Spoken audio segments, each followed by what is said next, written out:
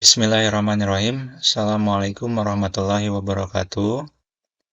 Pada kesempatan kali ini, saya akan membahas mengenai struktur dan pengorganisasian pembelajaran kurikulum Merdeka untuk tingkat SMP. Baik, langsung saja.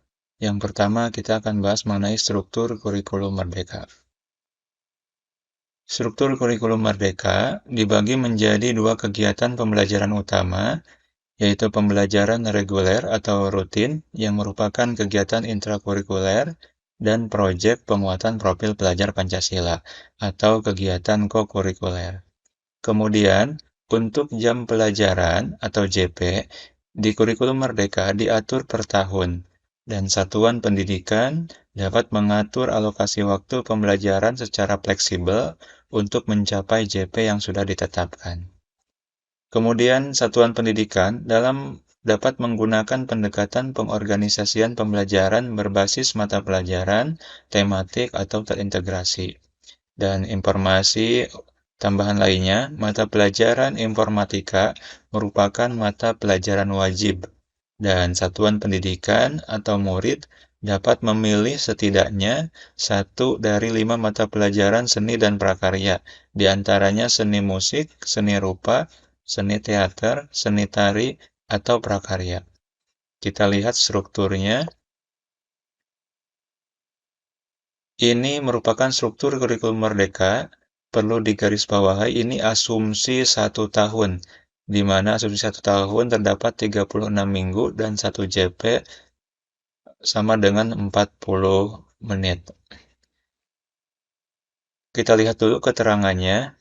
Yang pertama, yang ditandai bintang 1 diikuti murid sesuai dengan agamanya masing-masing. Kemudian yang ditandai bintang 2, satuan pendidikan menyediakan minimum 1 jenis seni atau prakarya, di antaranya seni musik, seni rupa, seni teater, seni tari, dan atau prakarya. Minimal memilih 1 saja. Kemudian yang ditandai bintang 3, paling banyak 2 JP per minggu atau 72 JP per tahun. Yang ditandai bintang 4, total JP tidak termasuk mata pelajaran muatan lokal dan atau mata pelajaran tambahan yang diselenggarakan oleh satuan pendidikan. Kita lihat di sini, di tabel ada alokasi intrakurikuler per tahun, kemudian ada alokasi proyek penguatan profil pelajar Pancasila per tahun, dan ada total JP per tahun. Karena tadi disampaikan, kurikulum Merdeka JP diatur per tahun. Ya. Dan di sini asumsi dalam 1 tahun itu ada 36 minggu. Maka yang di dalam kurung ini adalah JP per minggunya. Untuk kurikulum Merdeka, JP per minggu untuk tiap mata pelajaran itu dikurangi 1, yang mana 1 JP-nya dialokasikan untuk proyek penguatan profil pelajar Pancasila. Berarti, contohnya ini pendidikan agama Islam, itu dalam 1 minggu hanya 2 JP. Ya, berarti 2 minggu dikali 36 minggu sama dengan 72 JP dalam 1 tahun. Dan 1 JP-nya itu dialokasikan untuk proyek. 1 JP dikali 36 minggu, maka 36 JP dalam 1 tahun. Dan total JP per tahun untuk pendidikan agama Islam itu 108, termasuk dengan proyek penguatan profil pelajar Pancasila. Kita lihat di sini, setiap mata pelajaran yang sebelumnya di kurikulum 2013 itu misalkan agama Islam, pendidikan agama Islam itu 3 JP, maka di kurikulum Merdeka menjadi 2 JP. Pendidikan Pancasila yang sebelumnya 3 JP juga menjadi 2 JP. Bahasa Indonesia yang sebelumnya 6 JP menjadi 5 JP, dan seterusnya juga sama. Jadi setiap mata pelajaran diambil 1 JP untuk proyek penguatan profil pelajar Pancasila. Kemudian yang tadi, yang seni dan prakarya itu cukup memilih salah satu di antara 5 mata pelajaran yang totalnya cukup 2 JP. Dan untuk muatan lokal juga sama 2 JP. Ini merupakan struktur kurikulum Merdeka. Dan perlu digarisbawahi, asumsi 1 tahun sama dengan 36 minggu. Ini berarti dapat sama 36 minggu atau juga mungkin bisa jadi lebih kurang, disesuaikan dengan kalender pendidikan atau minggu yang tersedia untuk pembelajaran. Kemudian, kalau untuk yang kelas 9, strukturnya sama, hanya bedanya asumsi dalam satu tahunnya berbeda, karena kelas 9 akan dilaksanakan ujian sekolah di akhir tahun ajaran. Kemudian ini penjelasan tambahan mengenai struktur kurikulum Merdeka. Yang pertama, muatan pelajaran kepercayaan untuk penghayatan kepercayaan terhadap Tuhan Yang Maha Esa dilaksanakan sesuai dengan ketentuan perundang-undangan yang mengatur mengenai layanan pendidikan kepercayaan terhadap Tuhan Yang Maha Esa. Kemudian, satuan pendidikan, penyelenggara pendidikan inklusif di SMP atau sederajat menyediakan layanan program kebutuhan khusus sesuai kondisi peserta didik. Kemudian, beban belajar bagi penyelenggara pendidikan dengan sistem kredit semester dilaksanakan sesuai dengan ketentuan perundang-undangan yang mengatur mengenai SKS. Dan terakhir, proses identifikasi dan menumbuh kembangkan minat, bakat, dan kemampuan murid dilakukan oleh guru yang dikoordinasikan oleh guru BK. Jika ketersediaan guru BK belum mencukupi, maka koordinasi dilakukan oleh guru yang lain. Kemudian, ini contoh struktur kurikulum Merdeka apabila kita sudah menentukan mata pelajaran eh, pendidikan agama dan juga mata pelajaran pilihan antara seni dan budaya dan prakarya dan juga muatan lokal. Ini asumsi sama 1 tahun sama dengan 36 minggu dan 1 JP 40 menit. Berarti setelah kita menentukan kurikulum yang tadi, mata pelajaran wajib di kurikulum Merdeka itu ada 9, ya, sampai informatika. Kemudian untuk mata pelajaran pilihan ada 1, ya ini asumsi memilih seni rupa sesuai dengan ketersediaan sumber daya yang ada di sekolah, dan mata pelajaran muatan lokalnya karena ada di wilayah Jawa Barat maka memilih bahasa Sunda. Jika kita lihat, maka total JP dalam 1 tahun untuk intrakurikuler itu ada 1.116 JP, untuk proyek penguatan profil pelajar Pancasila ada 360 JP, dan untuk JP per tahunnya menjadi 1.476 JP. Baik, kemudian kita lihat struktur kurikulum berdasarkan jam pelajaran per minggu.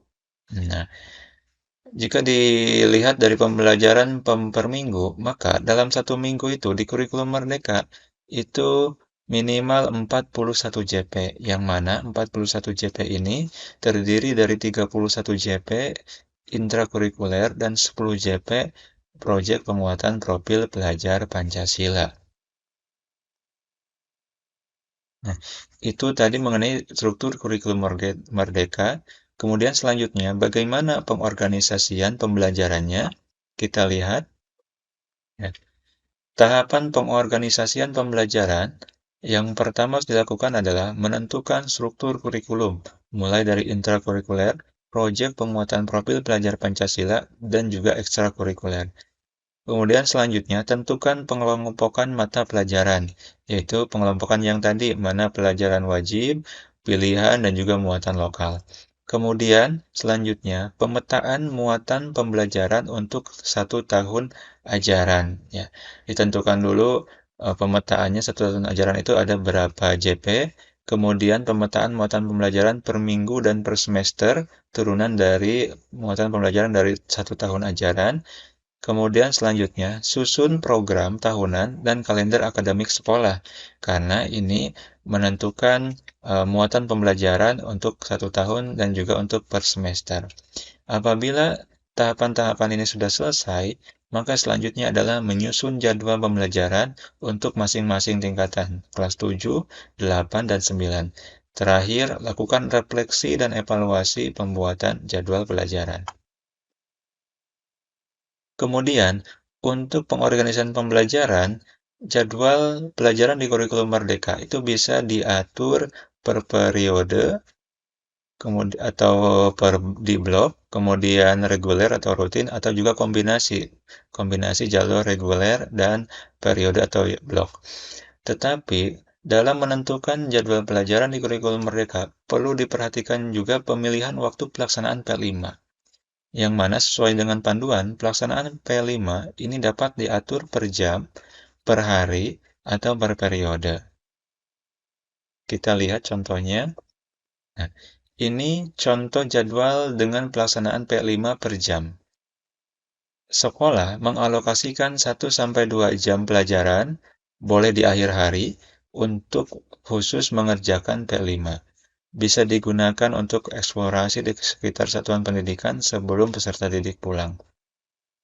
Ini contoh jadwal pelajaran apabila memilih pelaksanaan P5 diaturnya per jam. Asumsi masuk jam sekolah jam 6.50 dan selesai jam 12 siang. Maka jadwal intranya itu diatur setiap hari dan jadwal P5-nya juga diatur setiap hari di akhir hari atau di akhir jam pelajaran. Ini apabila diaturnya per jam. Kemudian, contoh jadwal pelajaran dengan pelaksanaan P5-nya diatur per hari. Menentukan 1 atau 2 hari dalam seminggu untuk pelaksanaan P5.